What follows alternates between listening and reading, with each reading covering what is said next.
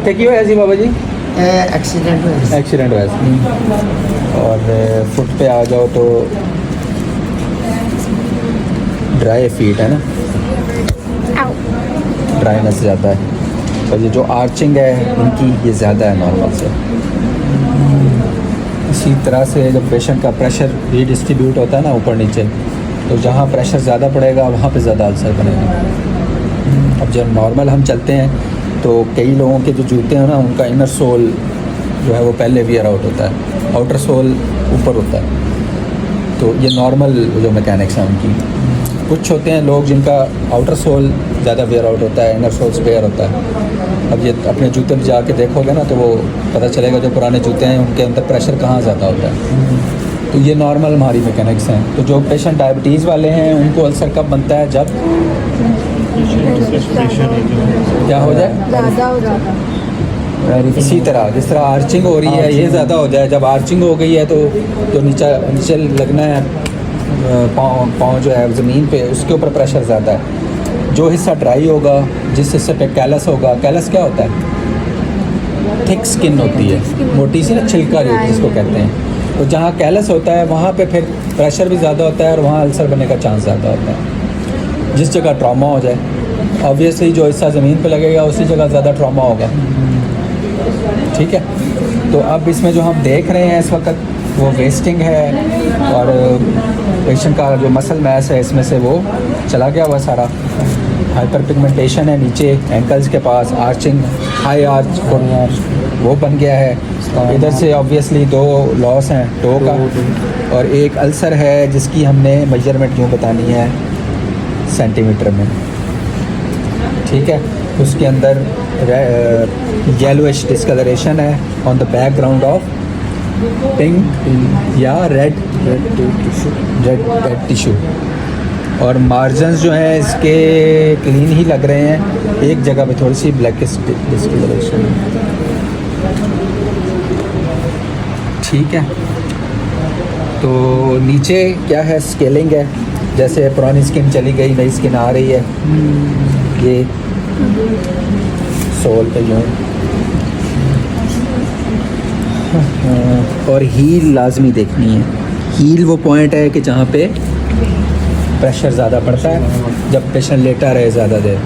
जो diabetic patient है, bed ridden है, स्ट्रोक हुआ है, उसको बेड सोर प्रेशर सोर कहाँ बनते हैं प्रेशर अल्सर?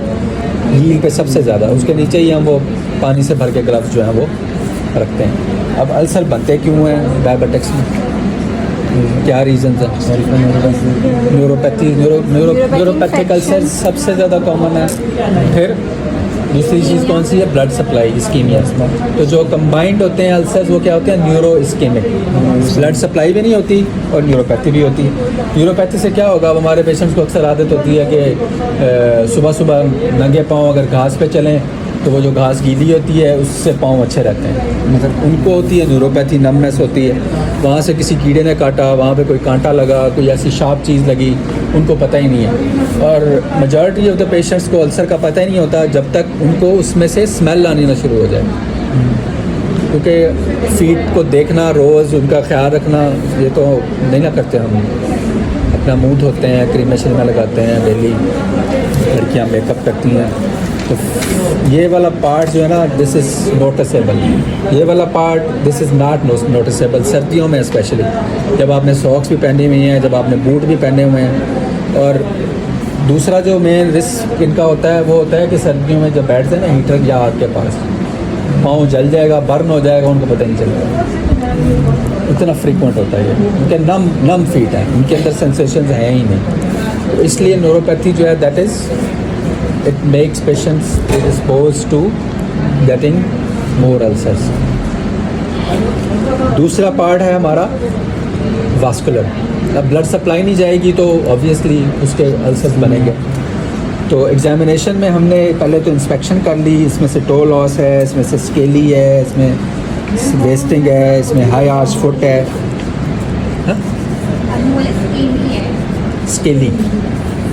स्केली कैलस हम देख लेंगे। अगर पेशेंट जो है उसकी ब्लड सप्लाई नहीं जा रही तो शाइनी स्किन होगी, ड्राई होगी, हेयर लॉस होगा। ये वास्कुलर उसका वो बताएगा। और न्यूरोपैथी यही प्रीवियस अल्सर्स या प्रीवियस एम्पुटेशंस।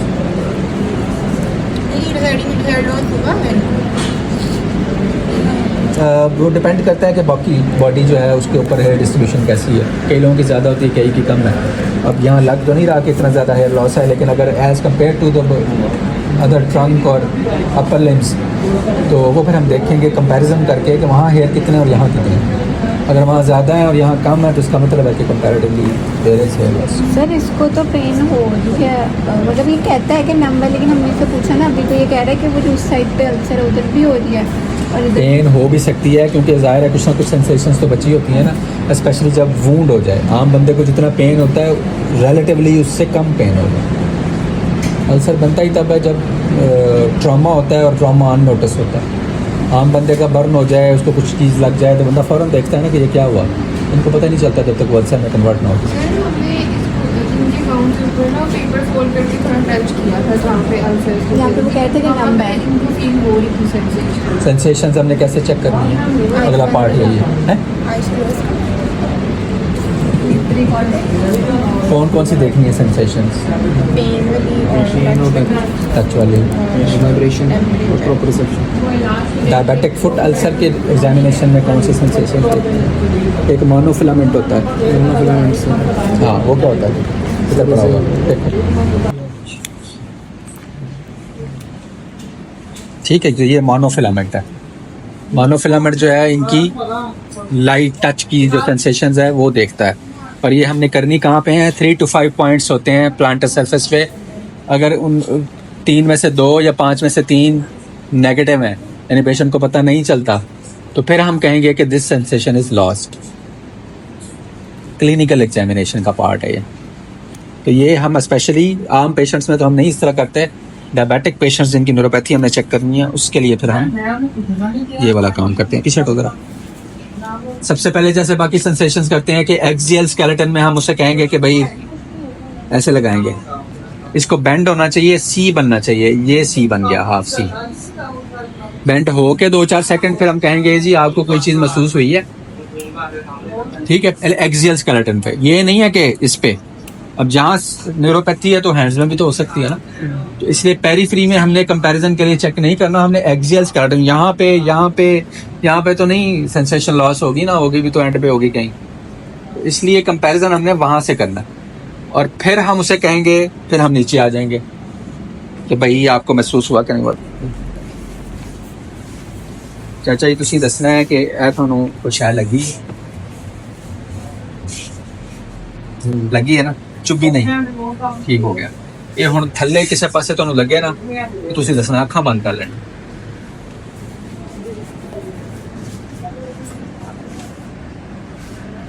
आपे ही बोल पैना, मैं ज़ाया नहीं करना पूछन दा, ठीक है? लगी है जी, लग रही है। अच्छा हुण ये दसना है भी ए ते सिर वाली है बराबर है? नहीं दस सकते, दोबारा कर देना। हुण देखो, इस ते गौर करना है ते इस ते गौर करना है। लगी है, ये ते बराबर है या फर्क है? थोड़ा ज्यादा है। इतने ज्यादा है तो उथे थोड़ी है।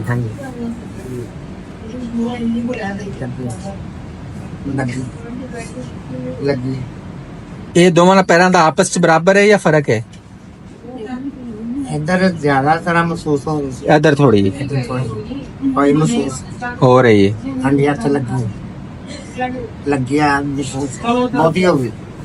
अब फर्क पता चला? कंपेयर करना है तो उधर से और आपस में भी। जाहिर है जब दो चीजें हैं, there whenever there is a pair always compare. तो जब हम कंपेयर करेंगे तो पता चलेगा कि कहाँ की सेंसेशंस जो हैं वो कम है और कहाँ की नॉर्मल है। कोई स्पेशल पॉइंट्स हैं फीट के ऊपर भी कि हम हाँ, ये वाले पॉइंट्स, एक पिक टो का जो बेस है, ये देखो ना, ये लगने ही फीट अर्थ पे यही है, ग्राउंड पे। तो जो चीज ग्राउंड पे लगनी है हमें उसकी सेंसेशन ज्यादा। अब आर्च की सेंसेशन हम चेक करनी है, हम आर्च वैसे ही हवा में, आर्च पे तो अल्सर नहीं बनना। टोज पे करेंगे उसकी हील पे भी टोज पे और हील पे भी मतलब कर सकते हैं, लेकिन हील की स्किन असल में ज़्यादा थिक होती है, उस पे आप स्टैंडर्डाइज करना ज़रा मुश्किल है। सर उसने बोला कि टोज पे उसको दादा हो गई, हाथ से दादा। हाइपरेस्थीसिया भी हो सकता है क्योंकि ऑल्टर्ड होती है ना सेंसेशन, लेकिन यूजुअली सेंसेशन जो है वो या कम होंगी या लॉस होंगी। फिर इसी तरह जब हम ऊपर जाएंगे तो हैंड पे भी कर लेंगे, क्योंकि वर्टिकल स्पाइनल जो सेंसेशंस वाले ट्रैक हैं वो सबसे पहले, लॉन्ग जो ट्रैक्स हैं वो सबसे पहले जाते हैं, बाकी सेंसेशंस बाद में जाती हैं। जैसे ऑटोनोमिक भी जा सकती हैं, ऑटोनोमिक न्यूरोपैथी भी होती है इन लोगों में। उसमें क्या होगा? पोस्टरल हाइपोटेंशन, रेस्टिंग टैकीकार्डिया, गैस्ट्रोपरेसिस और यूरिनरी A1 incontinence। हाँ, यूरिनरी और फीकल इनकॉन्टिनेंस या रिटेंशन, अब इस तरह की चीज़ें। लेकिन वो एडवांस ज़ाहिर है हमारे वाले पेशेंट्स जिनके अल्सर बन चुके हैं, पुअर ग्लाइसेमिक कंट्रोल है, तो इस तरह के पेशेंट्स में से ज़्यादा चांस है। और ओवरऑल जो पेशेंट की वो जीपी वाली जो अपीयरेंस है ना कि थिन बेल्ट है और वेस्टेड है, तो इसका मतलब है कि इस पेशेंट को जो है वो इंसुलिन डेफिशिएंसी है और ज़्यादा लाइकली चांस है कि इसमें कॉम्प्लिकेशंस होंगी सारी। अब ये फुट आ गया है तो आईज हम देखेंगे, फंडस देखेंगे और creatinine, kidney, urine protein, urea, ischaemic heart disease का पूछेंगे, स्ट्रोक का पूछेंगे, कि ये सारी चीज़ें फिर उसके अंदर हमें कोई ना कोई 2, 3, 4 मिल जाएंगे। इसने बोला ये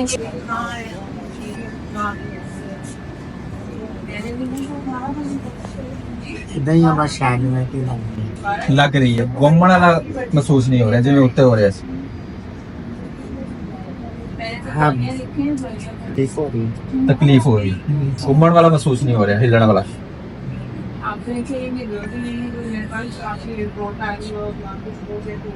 नहीं।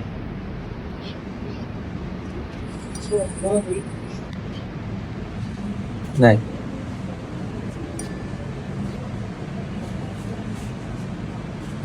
बाद जब शायद लगी है। ना तो जब नीचे से उसको फील नहीं हुआ तो आपने अगले पॉइंट पे चले जाना है, फिर उससे अगले पॉइंट पे चले जाना है।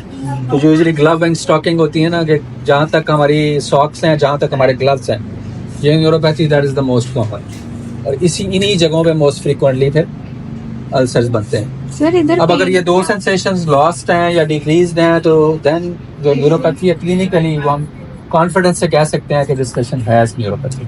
वैसे तो वो इससे अगला स्पेशलाइज्ड टेस्ट भी होता है बायोफिजियोमीटर, जिसमें वो देखते हैं वाइब्रेशन परसेप्शन थ्रेशोल्ड। उसमें हम क्या करते हैं, मशीन उसको स्टैंडर्डाइज जो है ना मेजर्ड वो स्टिमुलस देती है वाइब्रेशन का, इसके इक्विवेलेंट है वो। पहले हम यहाँ लगाते हैं, फिर इसी तरह नीचे आ जाते हैं, तो वो सर्टेन पॉइंट से ज़्यादा अगर पेशेंट को फील हो रहा है उसका थ्रेशोल्ड बढ़ाते जाते हैं, तो इसका मतलब है कि वो न्यूरोपैथी है। ये ज़रा सब्जेक्ट डिपेंडेंट है कि अगर ज़्यादा हैवी बंदा है तो वो जोर से मारेगा, वाइब्रेशन ज़्यादा दे देंगे हम, और अगर हमने आराम से वो दिया है तो फिर वो वाइब्रेशन कम हो जाएगी। मशीन ज़रा स्टैंडर्डाइज देखती है। सर उसको यहाँ पे ट्यूनिंग का नोट रखने से क्यों वाइब्रेशन से वो अल्सर तो जहाँ पे फील हो रहा है उसके बाद फट जाएंगे ना। हाँ नहीं, जहाँ से वो कहेगा कि मुझे ठीक फील हो रहा है वो और वो, अच्छा पहले आपने पूछना है कि फील हुआ कि नहीं हुआ, फिर आपने पूछना है कि ये और वो बराबर है या नहीं। वो फील होने का ये मतलब नहीं है कि वो बिल्कुल वैसा ही है जैसा उसको यहाँ पे था फोरहेड, तो ये दोनों बताएंगे कि उसका अगर डिक्रीज भी है ना तो इसका मतलब है कि वो कहाँ तक डिक्रीज है, मतलब जब आप यहाँ तक तो कह रहा वो मायरा वो आए नहीं लोग साद और यासिर बैठे पेशेंट नहीं देख रहे।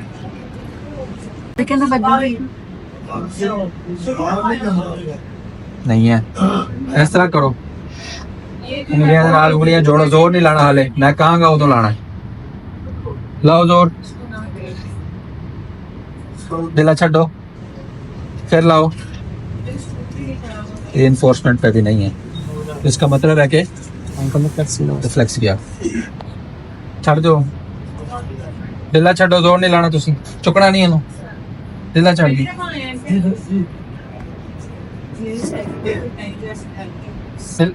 ना जोर ना लाओ, मेरे हाथ आने दो। एंकल रिफ्लेक्स जो है ना, that is most commonly loss in this peripheral. जोर नहीं लाना तुसी।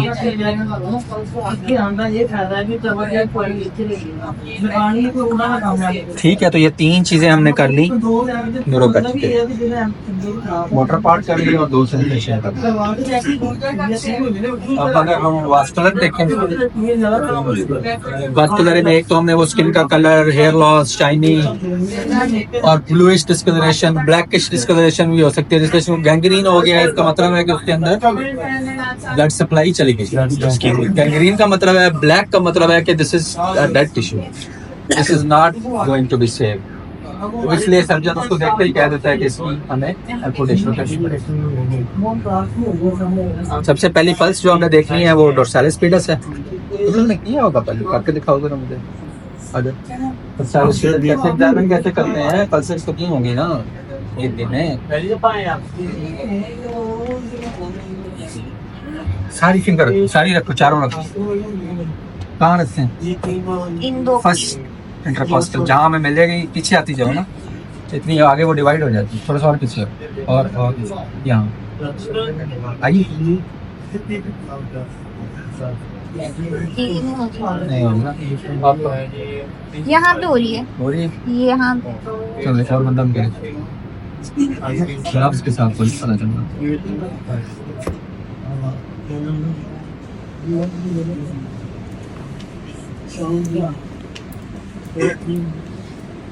स्पाइडर था ना, वो पोस्टीरियर टिबियल करके जाके आ रही है।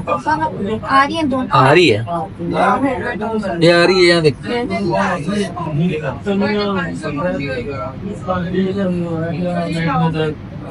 इससे थोड़ी कम है लेकिन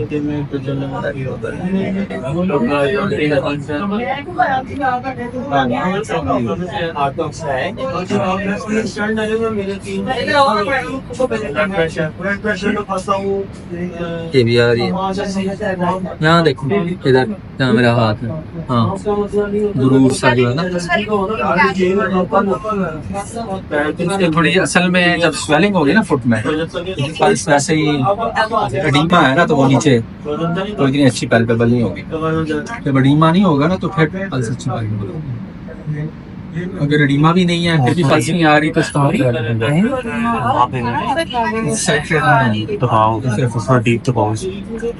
साइड से कंपैरेटिवली इसमें एडीमा ज्यादा है।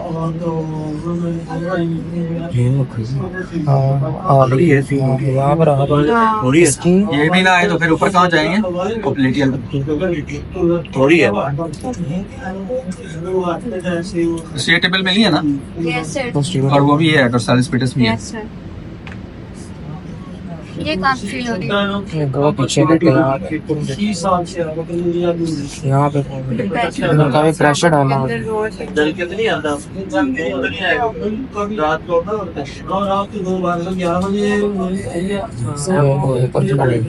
हाँ जी, जोड़ा आ रही है। ये दोनों जोड़ा आ रही है। अच्छा, 15-16 साल जोड़ा में केड़े जोड़ा दर्द करता दवाई ना खावा वो की दवाई खाते हो? ना डॉक्टर से अच्छा, स्टीरॉइड तो नहीं खाते दर्द का कटल?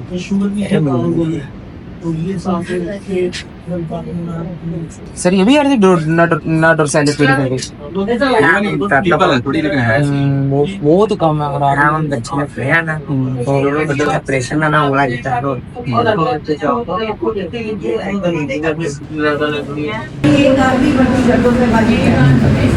एंकल ब्रेकियल इंडेक्स होता है, ये पड़ा हुआ है लेकिन अभी ये फंक्शनल नहीं है, मतलब इसका सेल का इशू है। ये हम रखते हैं अपनी आर्टरीज पे और फिर हम उसकी साउंड आती है, उसकी वेव फॉर्म आती है, उसकी वेव फॉर्म आती है जहाँ पे ब्लड सप्लाई आएगी। इसका मतलब है कि यहाँ वही उसके इक्विवेलेंट है पल्स फील करने के। तो जहाँ पे रख के, जहाँ पे आप आगे पीछे करके देखते हैं कि वेव फॉर्म कहाँ पे उसकी मैक्सिमम, वो इधर से आवाज़ आती है स्पीकर करने से।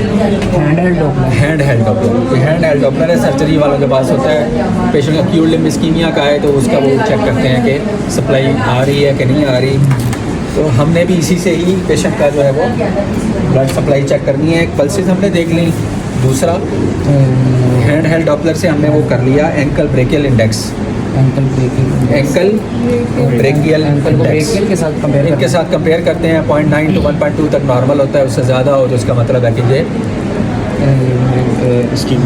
वास्कुलर प्रॉब्लम आ गया, और कम हो जाए तो फिर भी वास्कुलर प्रॉब्लम होता है। ज़्यादा हो जाए तो आर्टेरियोस्क्लेरोसिस होता है, जैसे हाइपरटेंसिस में होता है। और अगर 0.9 से नीचे आ जाए, 0.5 आ जाए, 0.7 आ जाए, तो इसका मतलब है कि ये, यानी वो कंपेयर यही करता है कि यहाँ सप्लाई ज़्यादा है और वहाँ सप्लाई कम। एंकल ब्रेकियल इंडेक्स ये जाकर पढ़ना है। पल्सेस देख ली, एंकल ब्रेकियल इंडेक्स देख लिया, फिर हमने उससे भी आगे जाना है तो डॉपलर करा लिया, उससे भी आगे जाना है तो सीटी एंजियो करा लिया। क्योंकि क्रॉनिक नॉन हीलिंग अल्सर जिनको हम एंटीबायोटिक दे रहे हैं, बार बार सफाई डिब्राइडमेंट कर रहे हैं, ठीक नहीं हो रहे, तो उसकी वजह सप्लाई कॉम्प्रोमाइज होती है। अगर ब्लड नहीं जा रहा तो ना कोई एंटीबायोटिक वहाँ पहुँचेगी, ना कोई HB पहुँचेगा, और वो टिश्यू जो है वो हील नहीं होगा। और उसका उसूल ये है डिब्राइडमेंट का कि जहाँ तक पेशेंट को ब्लीडिंग शुरू हो जाए तब तक उतारते जाना है उसको। ब्लीडिंग का मतलब है कि अब ये हेल्दी टिश्यू आ गया है, ब्लड आ गया है, अब जो है यहाँ से हीलिंग शुरू हो। उसको हर दूसरे तीसरे दिन बुला के तो डेली हमने वो डेड टिश्यू उतारते रहना।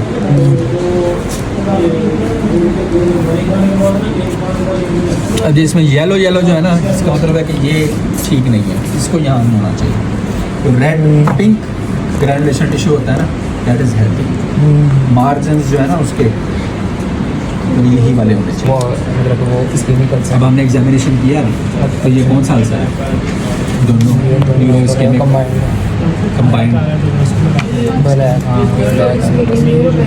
कंबाइंड अल्सर है, दो ही बचे। मेजॉरिटी जो है वो 60-70% न्यूरो होते हैं और बाकी के इस्केमिक होते हैं। सर इसमें इन्फेक्शन सुपर इम्पोज होगा। इन्फेक्शन अभी तो नहीं लग रहा, टॉक्सिक होगा, पस आ रही होगी, पेशेंट का घायल होगा।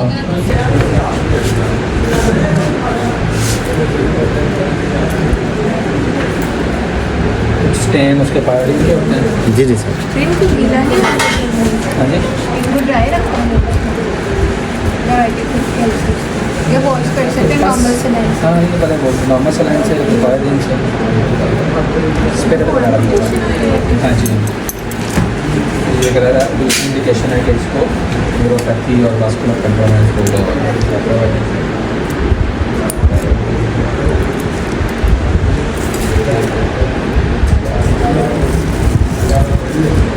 ये ऑलरेडी ब्राइट किया हुआ है। ड्राई है ना उसमें उल्टा करो, ये देखें। ग्रीन होगा जी ये सारा हुआ था, ये अभी रिसेंटली करवा किया है सारा कुछ। अभी नेल्स भी इसके डेड हो गए।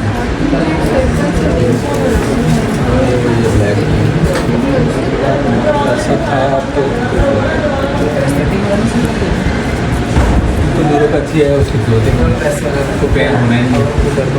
अगर वो कहें कि मुझे पेन होता है तो खराब लगा, लेकिन यूजली डायबिटिक अल्सर्स को उसकी ज़रूरत नहीं है। तो यही वाला जो इलाका है ना 3 से 4 टोर्स वाला और नीचे जहाँ हमने मोनोफिलामेंट किया है, that is the most dangerous area. यहीं पे सबसे ज़्यादा अल्सर बनेंगे, यही न्यूरोपैथी होगी। और वो फिर चलते हैं मंथ्स, 6 महीने, साल चली जा रहे हैं। अच्छा, अब एक पेशेंट का अल्सर ठीक हो गया, जैसे हमारा वो वाला पेशेंट, अब अगला अल्सर ना हो उसके लिए क्या करेंगे? सबके लिए सही बात। न्यूरोपैथी के ट्रीटमेंट उसको कहते हैं प्रेशर रीडिस्ट्रीब्यूशन। उसके लिए हम क्या करेंगे? कस्टमाइज्ड शूज़ होते हैं जो पेशेंट की मैकेनिक्स, एक वो पता नहीं चाइना की कि जापान की मशीन भी है इस तरह की ना, शायद को लगी हुई है, कहाँ लगी हुई है, 10 मिनट में वो जूता बना के दे देती है। कस्टमाइज्ड आम बंदे को तो जाते हैं, क्लिक करते हैं, अपना वो देते हैं, उसको कहते हैं पीडोग्राफ मशीन होती है। उसके ऊपर उसकी मैकेनिक्स आ जाती है कि इस पेशेंट का प्रेशर सबसे ज़्यादा रेड एरिया होता है, अगर ग्रीन होता है, रेड एरिया वो होता है जिसके ऊपर सबसे ज़्यादा प्रेशर होता है पीडोग्राफ का। पीडोग्राफ एक पेपर के ऊपर आ जाएगा, उसका और कोई है पेशेंट वो बस ये कोई इसको चेक कर लिया, बाकी 3-4 पेशेंट हो गए। होम्योपैथी का वुंड होता है यूजुअली उसको होना चाहिए किसी ऐसी जगह पे जहाँ मैं अपना पाँव रखता हूँ, या ऊपर से किसी जगह से अगर उस पर कोई चीज़ टच होती है रगड़ की वजह से, तो ये कहाँ पे होना चाहिए था? अगर ये सिंपल न्यूरोपैथी की नीचे होना चाहिए, जो वेट बेयरिंग एरियाज थे उन पे होना चाहिए, और उसके अल्सर को उसकी शेप चेंज होना चाहिए थी, उसमें न्यूरोपैथी की वजह से सेंसेशंस का इम्पेयरमेंट होना चाहिए। अब यूजुअली अल्सर बन जाए और दर्द ना हो तो इसका मतलब है कि एडवांस न्यूरोपैथी हो गई, वरना तो पेन पॉजिटिव होगी। अब उसके साथ अगर उस जगह पे वो और वो वेट होगा, उसमें से डिस्चार्ज ही होगा, उसमें इन्फेक्शन सेट इन कर सकता है। लेकिन इसमें यहाँ पे क्या नज़र आ रहा है भी लेकिन ड्राई है, तो इसका मतलब ये कि पेरिफेरल सर्कुलेशन भी नहीं बन रही। अब अगर मैं इसको यूँ करके कहूँ ना, सॉरी,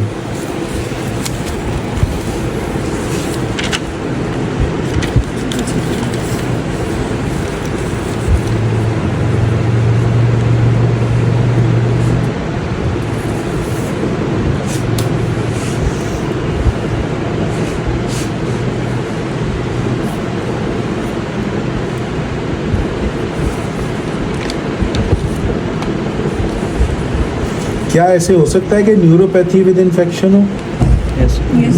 क्या ऐसे हो सकता है कि इन्फेक्शन विद इस्कीमिया हो सकता है? हो सकता है। क्या ऐसे हो सकता है कि इस्कीमिया विद न्यूरोपैथी हो? क्या ऐसे हो सकता है कि तीनों हो? ये ज़्यादा खतरनाक हुआ ना, ठीक है।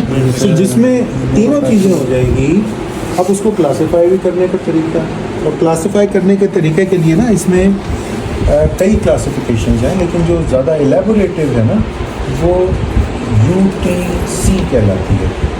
UTC, university of Texas classification, और वो हमने अपने वो उसमें सिस्टम में भी एंटर की हुई है, यूनिवर्सिटी ऑफ टेक्सास, और उसमें इस बेसिस पे इसको किया हुआ है कि इस्कीमिया है या नहीं, इन्फेक्शन है या नहीं, क्योंकि हम न्यूरोपैथी तो सब में ही सोच रहे हैं, है ना। सो उस बेसिस के ऊपर अब वो जो उसकी